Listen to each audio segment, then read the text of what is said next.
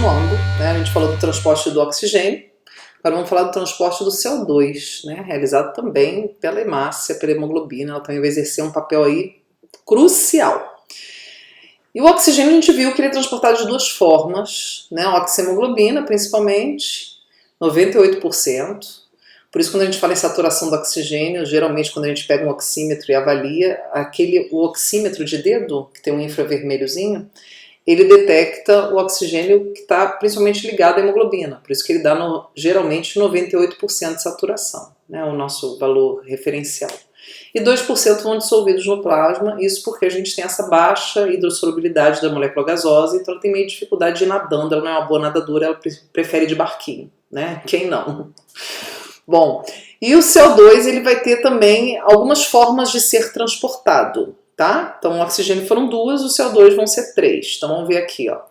Então a gente vai ter o CO2 sendo transportado na forma de bicarbonato, maior forma, vai ser na forma de HCO3-. Vamos entender como é que é isso. Então ele sofre uma transformação, ele é transformado em bicarbonato para ser transportado 70%, maior parte. A gente vai ter 23% ligado à hemoglobina, na forma de carbamina-hemoglobina, né? Não é carboxiemoglobina. Carboxiemoglobina é a ligação do monóxido de carbono com a hemoglobina. Aqui é o CO2. Então, a gente chama o complexo de carbamina-hemoglobina. 23%. Da mesma forma que o oxigênio se liga à hemoglobina, igualzinho, tá? 7% dissolvido no plasma. Então, só 7% vão, ó, a nado, sozinho, dissolvido. Então, é muito pouco, olha a dependência da hemácia. Então, tanto a gente sabe que carbamina-hemoglobina é o CO2 com hemoglobina e o bicarbonato é formado dentro da hemácia também. Então, maior parte, 93%, vai depender da hemácia para ser transportado, tá? Então, vamos entender isso aqui melhor? Então, eu fiz essa hemácia gigante aqui. Vamos entender como é que o CO2 ele se transforma dentro dessa célula. Então é o seguinte, então a gente tem 7%, pensa que aqui fora é a parte, né, obviamente, extracelular e extremácia, né, no sangue. Então a gente vai ter 7% que vai do lado de fora, né, entra no sangue, sai do interstício, vai para o sangue e vai sozinha nadando, a nado. E a gente tem a maior parte, 93%, que entra na hemácia, né. E aí lá dentro da hemácia o que acontece? A gente vai ter uma parte que se liga à hemoglobina, como eu falei, e aí vai formar o complexo carbamina-hemoglobina, tá? 23%. Beleza, vai se ligar aquele fragmento, aquela fração M, naquele átomo de ferro que eu comentei com vocês, que é onde o oxigênio se liga também. É o banquinho que todo mundo quer ir sentadinho, bonitinho, bem confortável fazer a viagem. Ok. Só que a gente tem 70%, que é a maior parte, que vai na forma de bicarbonato. Como é que ocorre esse processo, gente? Olha só. Então, uma parte que entrou na hemácia se liga à hemoglobina, formando a carbamina-hemoglobina. Beleza. O restante vai entrar na hemácia, né? Claro, 93% entra. Então, a parte que não se ligou diretamente ao grupo M vai reagir com água, né? E aí essa reação, ela é catalisada, ou seja, ela é intensificada, acelerada por uma enzima chamada anidrase carbônica. A anidrase carbônica leva à formação do ácido carbônico, tá? O ácido carbônico é um ácido, ó. Então, CO2 mais água, através da anidrase carbônica, leva à formação do ácido carbônico.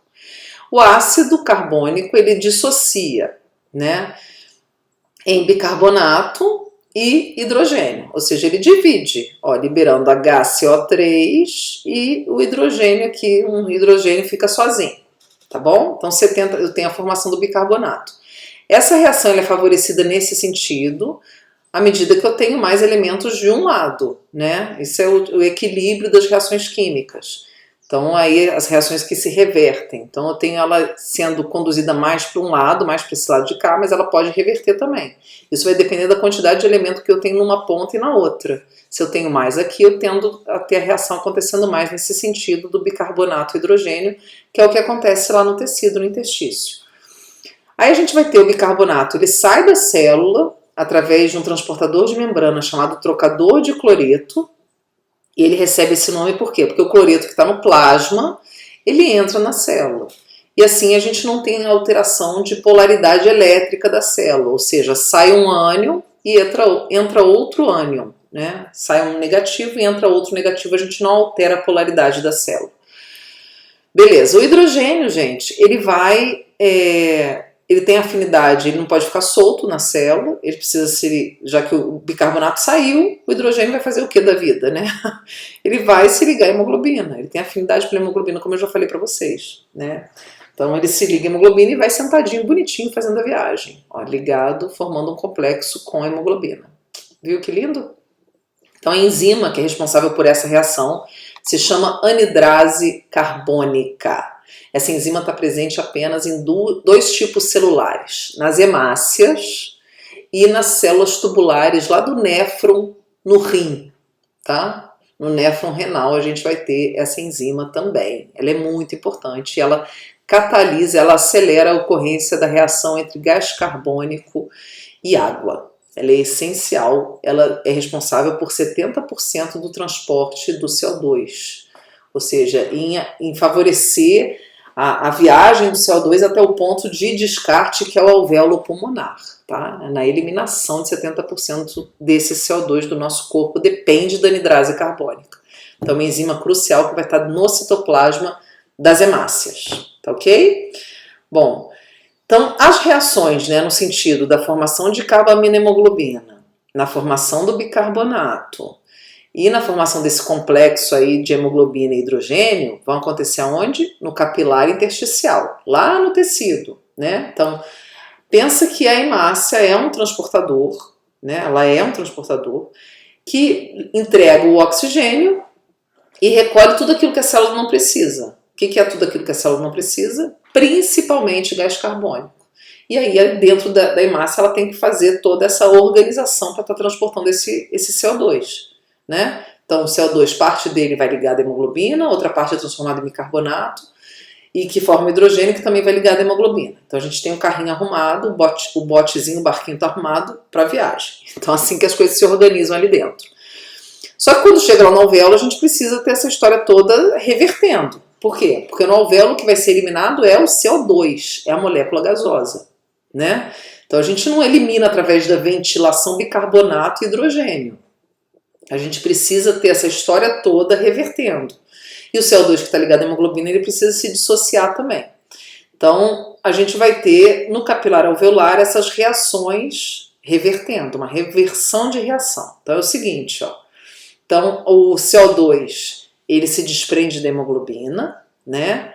E isso favorece a saída desse CO2. A gente sabe que o CO2 que está livre, leve e solto já está pronto para sair. Né? Ele não sofreu nenhum tipo de alteração, não se ligou a nada, então ele está prontinho. Ele só vai viajar por conta até de um gradiente de pressão dessa molécula, que vai ser menor no alvéolo, então a gente vai com essa molécula até lá o alvéolo e lá quando chegar ela sofre a difusão, faz pressão na barreira difusória e sai. O que está ligado à hemoglobina, ele precisa se dissociar, né? Para poder ficar na forma de CO2 pura e conseguir se difundir pela barreira e sair através da ventilação. O bicarbonato que estava fora da célula, ele precisa voltar para a célula. Então a gente vai ter o trocador de cloreto funcionando no sentido contrário, tá? Tanto é, gente, que não se tem muito claro ainda de como que esse trocador ele opera assim, em termos de detalhes.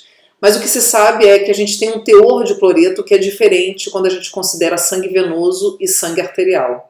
O sangue arterial, a gente tem uma quantidade maior de cloreto no plasma, enquanto no sangue venoso essa quantidade é menor. Por quê? Porque o cloreto está dentro da hemácia, tá? Então ele opera no sentido contrário, o cloreto sai, bicarbonato volta. E aí o bicarbonato agora disponível na hemácia para reagir com quem? Com seu irmão o hidrogênio, né? Então o hidrogênio ele vai dissociar da hemoglobina também e vai ficar disponível para o bicarbonato. Agora a gente vai ter um teor maior de bicarbonato e hidrogênio, ou seja, a reação com um peso maior para esse lado aqui direito, então ela tende a correr agora o hidrogênio disponível, os dois vão reagir e vão formar de novo o ácido carbônico, que agora vai se dissociar em CO2 e água, tá? Porque a gente vai ter a reação pendendo mais para o lado esquerdo. Belezinha? Quer dizer, sendo empurrada para o lado esquerdo porque a gente tem uma concentração maior de bicarbonato e hidrogênio aqui desse lado, que favorece a formação do ácido carbônico e, consequentemente, ele não vai dissociar para o lado onde já tem uma grande quantidade, ele dissocia em CO2 e água. E aí o CO2 está de novo aqui, né, disponível para sair, pronto para ser jogado fora através da expiração. Tá ok, gente? Beleza. Mas o que vai favorecer esse retorno, né? Por que o CO2 se desprende da hemoglobina? Qual o elemento que enfraquece essa relação? Que nem a gente falou do efeito Bohr, aqueles elementos que, né, que reduzem a afinidade entre hemoglobina e oxigênio, né? É o próprio CO2, o hidrogênio, temperatura, 2,3 BPG, que vão diminuir a afinidade. O que diminui a afinidade do CO2 pela hemoglobina? Né? Que diminui a afinidade do hidrogênio pela hemoglobina. Então aqui, gente, a gente vai ter um elemento que vai fazer um efeito muito importante, que é esse efeito de redução da afinidade desses elementos pela hemoglobina, hidrogênio e CO2 principalmente, e que vai favorecer o que? A eliminação do CO2, tá? Que vai ser a pressão do oxigênio. Então lá no alvéolo, quem que está com pressão, quem que está bombando, quem que está com tudo? O oxigênio, ele está chegando no corpo. Então ele está com uma pressão alta e ele vai fazer essa pressão em cima da molécula de hemoglobina e vai deslocar CO2, hidrogênio, todo mundo, aí as reações tendem a voltar, tá? E aí a gente tem esse CO2 sendo eliminado. E a gente chama isso de efeito Aldani. Então a dissociação do oxigênio e hemoglobina, efeito Bohr.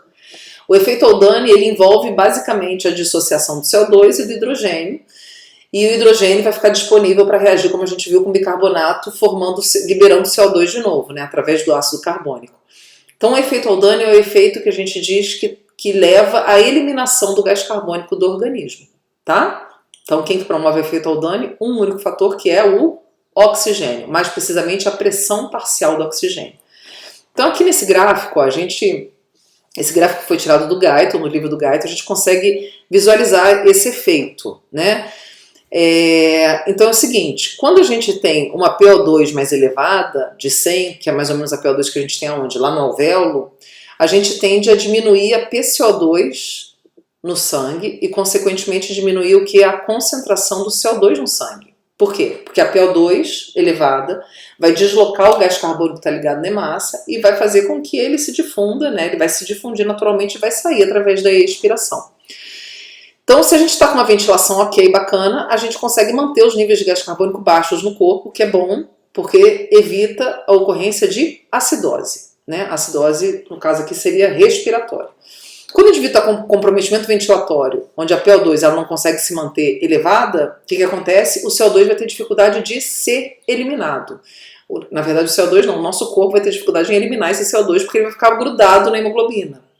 Então, se o indivíduo está com algum comprometimento ventilatório, né, ou está ventilando com ar atmosférico com baixo teor de oxigênio, ele tende a acumular mais gás carbônico no corpo. O gás carbônico vai sair em menor quantidade, porque esse efeito Aldani vai estar comprometido. Tá bom, gente? Então, em situações, por exemplo, até de doenças ventilatórias, né, se a gente pensar numa fibrose pulmonar, ou numa doença infecciosa, né, uma pneumonia, uma infecção respiratória, enfim, pode levar à redução da PO2 e isso vai dificultar esse processo de eliminação do CO2 do organismo, né? Ou seja, o efeito Aldani ele vai estar deficiente e o CO2 tende a acumular, isso pode levar a uma acidose respiratória, já que o CO2 forma ácido, né? E o ácido libera hidrogênio, enfim. Então, lá no alvéolo, a gente tem uma PO2 elevada, o que favorece a eliminação do CO2, consequentemente uma redução do CO2 no sangue e, consequentemente, uma redução da PCO2 no próprio sangue, né? O CO2 está saindo, então está reduzindo no corpo. Lá no tecido, onde a PO2 ela é menor, a gente tende a ter esse CO2 entrando, aumentando no sangue, favorecendo justamente o processo de troca que a gente tem nos tecidos, né? Então, já que a PO2 está baixa, o CO2 ele entra, ele mesmo que vai produzir o efeito Bohr em cima do oxigênio, ele diminui o oxigênio presente na hemácia, ligada à hemoglobina, e ele passa a aumentar no sangue, né? E se ligar mais à hemoglobina, ou seja, onde a gente tem uma pressão do CO2 maior, tá ok? Então, o principal elemento que leva à saída do CO2 é o próprio oxigênio. Então, tá vendo? Eles fazem uma dobradinha, né? E a pressão do oxigênio, então, gente, ela é importante para o transporte, para a ligação do oxigênio à hemoglobina, ou seja, para ele ser transportado, e também para favorecer a eliminação do gás carbônico. Então, quando eu tenho redução da ventilação, isso leva a uma redução da pressão do oxigênio e, consequentemente, vai levar à redução da saturação do oxigênio no sangue, porque eu vou ter menos oxigênio ligado à hemoglobina, portanto, menos oxigênio sendo transportado. Então, eu não vou ter aquele 98% de saturação, vou ter ele menor. Por quê? Porque a pressão dele no alvéolo está baixa, por conta do comprometimento ventilatório. E eu também tendo a ter um acúmulo de gás carbônico, ou seja, uma menor saída do gás carbônico. O PO2 é importante para o transporte do próprio oxigênio e para a eliminação do gás carbônico através desse efeito aldano. Tá ok, gente? Bom, espero que tenha ficado claro. E a gente volta depois falando agora de regulação da respiração. Encerramos aqui a parte do transporte. Tá ok? Então a gente se vê.